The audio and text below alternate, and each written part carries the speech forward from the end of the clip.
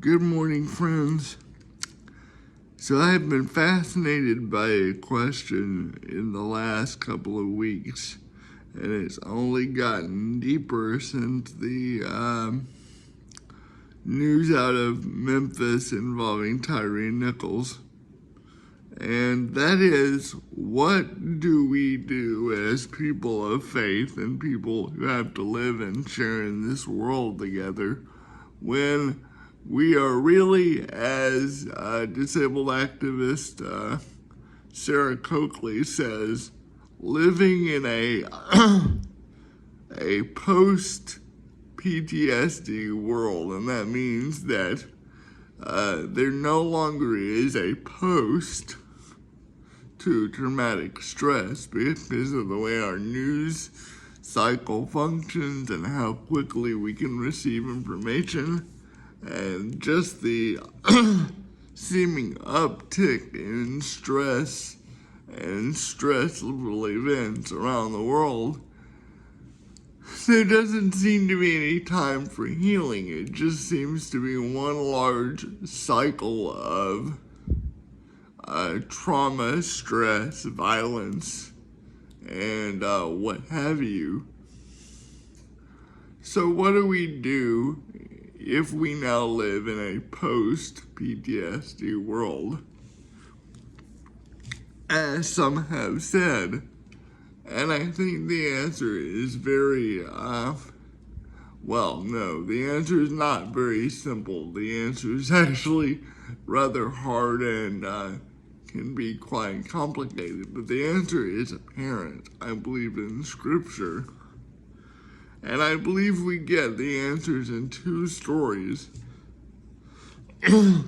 First, the four persons, or four friends, as it's commonly known, who lower the men through the roof. And second, the healing of the man at the pool of Bethesda. And what did both of those stories have in common? Both of those stories have a group of people, or the potential for a group of people, let's say, to put themselves at the service of another person. In one story, the four persons, they're commonly known as four friends. I think it's much more compelling if they're four strangers that help the paralytic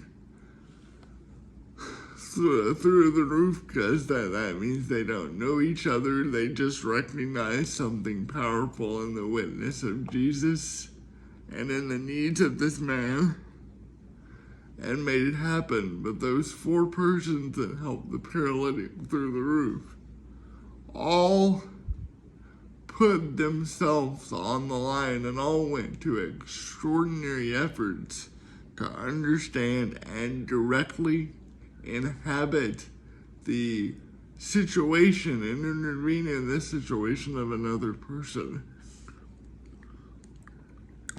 But that doesn't happen without some knowledge or some desire to put yourself on the line. And we see in the pool of Bethesda that this man's been lying there for 38 years. As I heard in the sermon the other day, last Thursday, how meaningful would it have been if somebody, just one person, had said, "Brother, you go first. You put yourself in line ahead of me. I can wait." So what do these, and we see that Jesus eventually directly intervenes on behalf of this man and says, "Let me help you. I see you. I know you.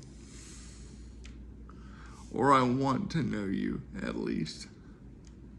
So what does it do for our cultural situation if we as people of faith honestly and earnestly say, "I see you. I want to be with you in your trauma and on your journey.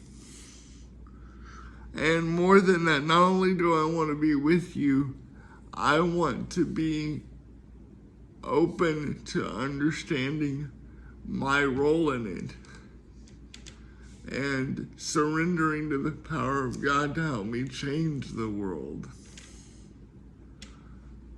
But to do that, we've got to put God at the center of everything we do and put others directly ahead of ourselves. So I'm asking us to function like the friends on top of that roof and with that paralytic. And if we see someone lying next to what would be a place of healing for them, like the pool of Bethesda, and not knowing how to get access to healing, I'm calling us to make the sacrifices that would make it possible for others to receive healing, even if we're the ones who stir the waters of healing by doing the deep work on ourselves to know where we're at fault. This is hard stuff, but the cycle of violence and injustice has got to stop somewhere. We've got to truly see. Thank you.